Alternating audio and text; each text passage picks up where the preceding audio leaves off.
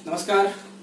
आप सभी का टाइम डिस्टेंस स्पीड में टाइम डिस्टेंस स्पीड के दूसरे पार्ट में आप सभी का स्वागत है। यहाँ पे हम जो है पहला पार्ट आपको पढ़ा चुके हैं, तो जो बच्चा ये दूसरा वीडियो देख रहा है उससे मेरी रिक्वेस्ट है कि सबसे पहले आप इसका फर्स्ट पार्ट देखना शुरू करें, जिसमें मैंने आपको बेसिक कॉन्सेप्ट बहुत सारी चीज़ें पढ़ाई थी।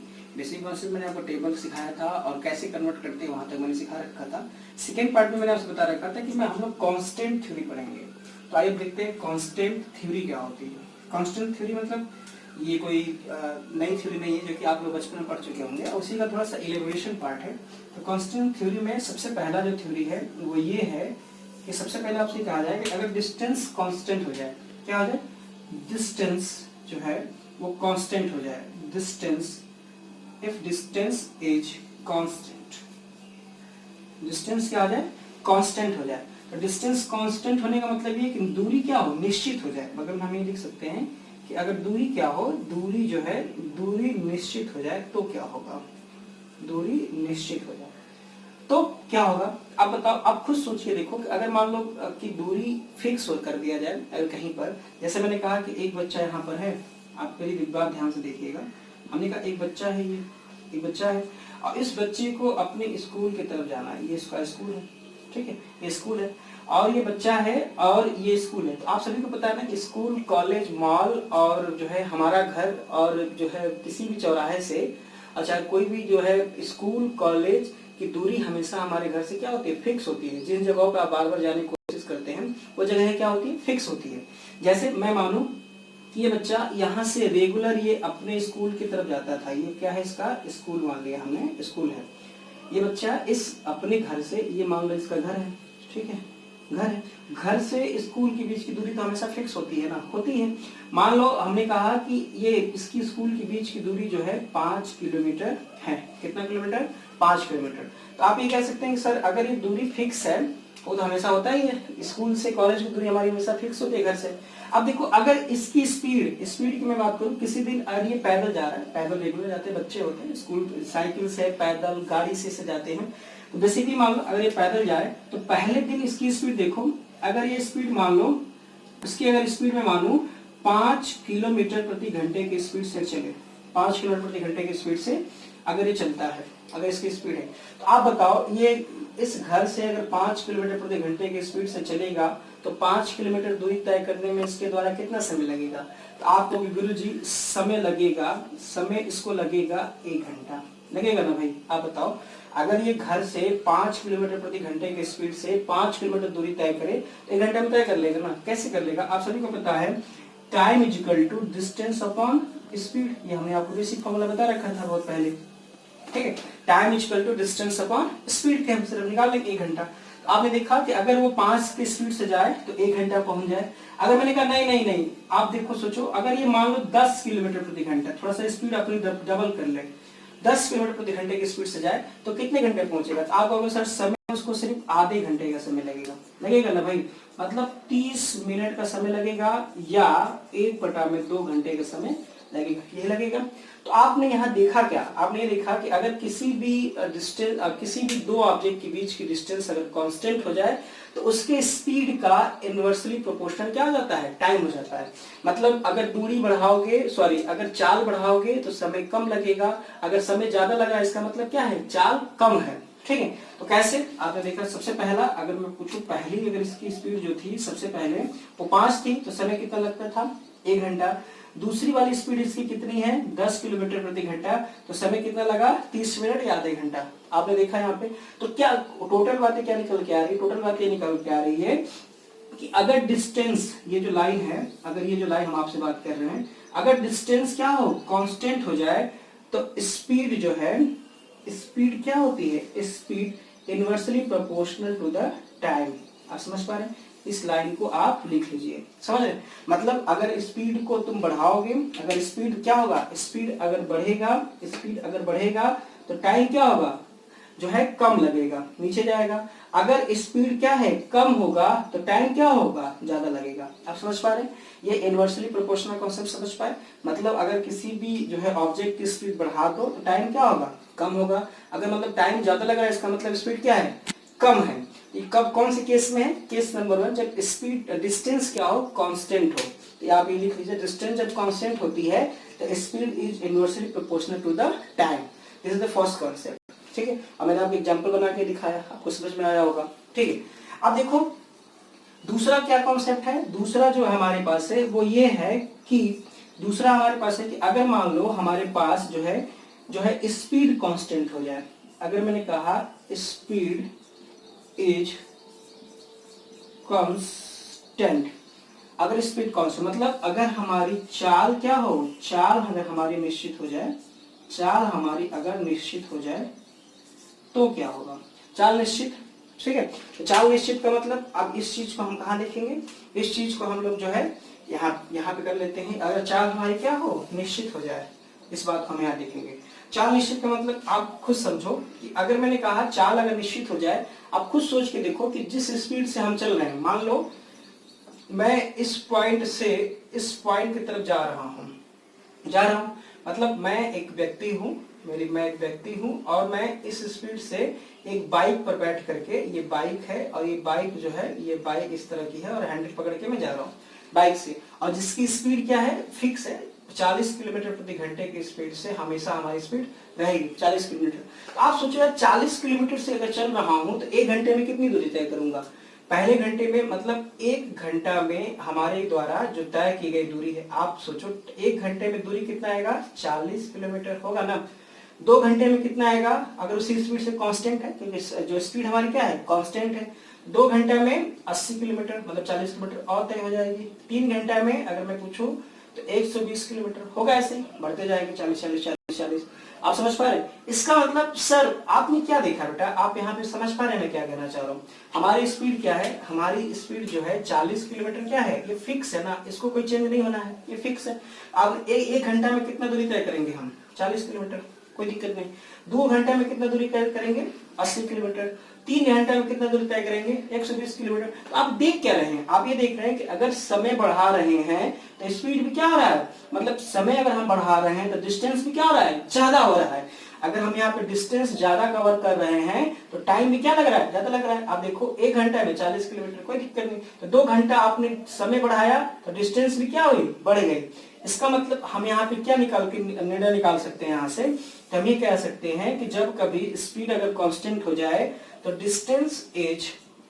डिस्टेंस जो है डायरेक्टली प्रोपोर्शनल टू टाइम हो जाता है। आप समझ पा रहे, डायरेक्टली प्रोपोर्शनल टू टाइम मतलब डायरेक्टली प्रोपोर्शनल हो जाता है किसके, समय के डायरेक्टली प्रोपोर्शनल।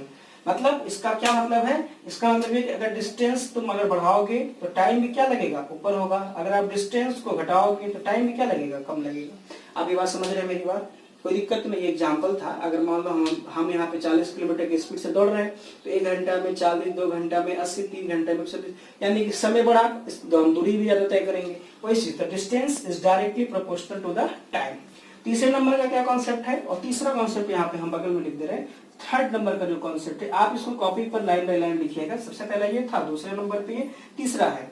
अगर तीसरा हमने कहा टाइम कांस्टेंट हो जाए, टाइम इज कांस्टेंट, अगर टाइम हमारे पास क्या हो, कांस्टेंट हो जाए, मतलब समय क्या हो जाए, समय निश्चित हो जाए। समय, अगर समय क्या हो, निश्चित हो जाए, समय हमारे पास निश्चित हो, निश्चित समय हो, तो क्या करें, आप खुद सोच के देखो। हमको 1 घंटा में सब काम को निपटाना है, 1 घंटा में सब काम को निपटाना है।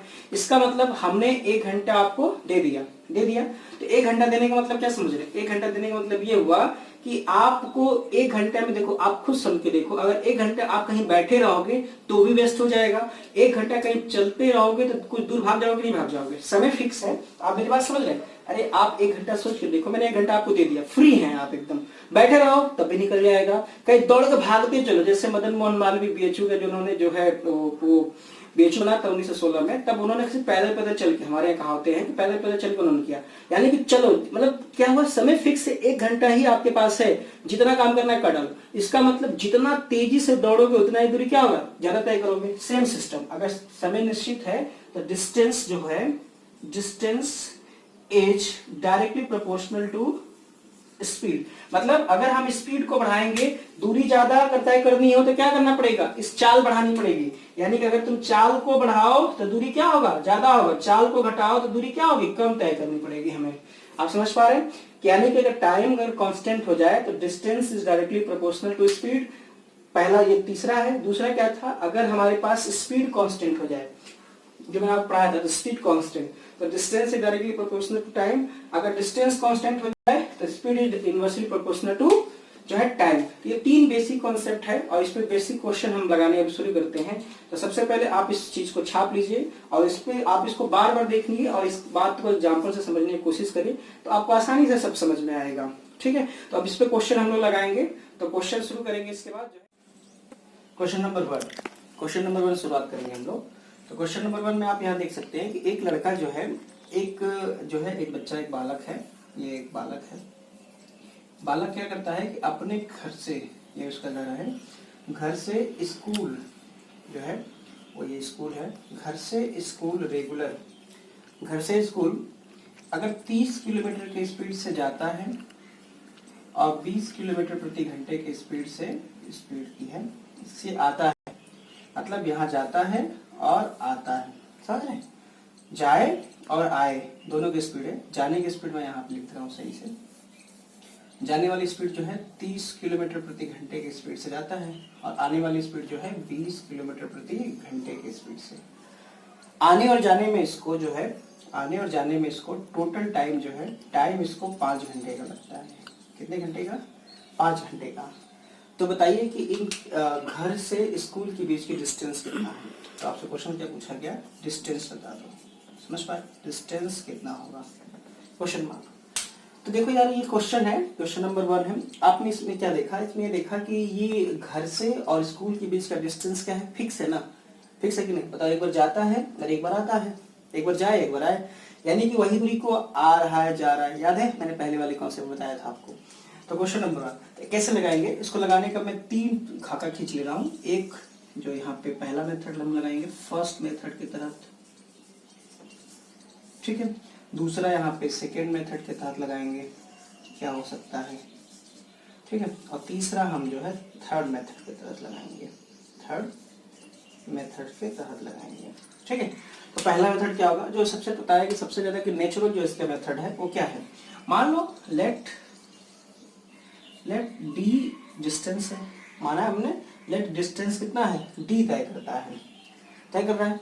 तो आप देखो ध्यान से, अगर डी दूरी गया कितने स्पीड से? 30 किलो की स्पीड से जा रहा, इस दिशा में गया यानी कि 30 किलोमीटर की स्पीड से गया और आया वापस, वही डी दूरी वापस आया कितने स्पीड से? 20 किलो स्पीड से। तो समय कितना लगा उसको? टोटल समय कितना लगा? 5 घंटा। हमने ये कैसे कर दिया आप समझिए। हम आपको फॉर्मूला बता दें, जैसे हमने कहा टाइम इक्वल टू, टाइम की अगर हम आपसे बात करें, टाइम इक्वल टू क्या होता है? डिस्टेंस अपॉन स्पीड होती है ना। ये फॉर्मूला आपके पास पता होगा, हम लोग पता है।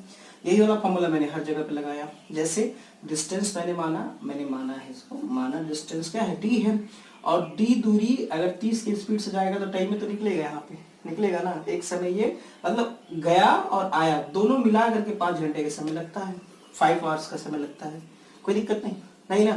तो यही बेसिक कॉन्सेप्ट है, इसको हम ऐसे गोल कर लेंगे।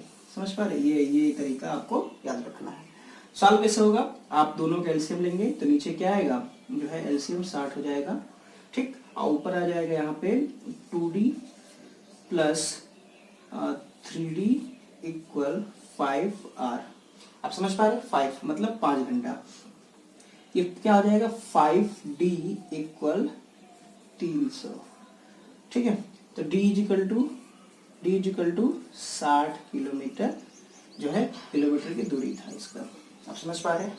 60 किलोमीटर की दूरी मतलब आप सोचो 60 किलोमीटर जाने में इसको कितना समय लगेगा, यानी कि टोटल डिस्टेंस कितना था इसको, यहाँ पे आंसर कितना था इसका? 60 किलोमीटर का आंसर था। समझ पा रहे? मतलब यहाँ घर से स्कूल के बीच की दूरी 60 किलोमीटर था। इसका प्रैक्टिकली हम देख लेंगे।